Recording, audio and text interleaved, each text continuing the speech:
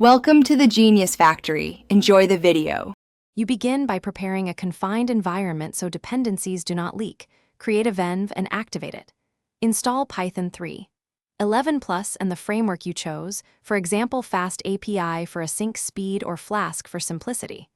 Once done, scaffold routes, a basic app factory, and a requirements file. Make sure to initialize Git now and commit your working scaffold. This saves time and gives you a rollback point. You will iterate from this reproducible baseline. You now implement the core. Define your endpoints and data contracts, because clear contracts prevent rework.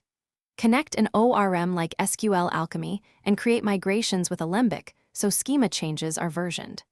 Once data is reliable, add caching with Redis and background processing via Celery or RQ to keep requests fast. Make sure to add authentication using JWT or OAuth2 and centralize config. Then write tests that exercise main flows.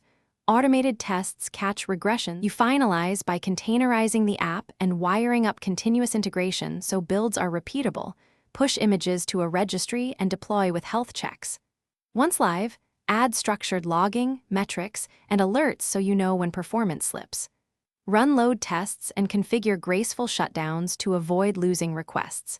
If something breaks, check the app logs and trace the request path. Correlate request ID across services to isolate the failing component quickly. Then Thanks for watching. If you found this helpful, don't forget to like and subscribe.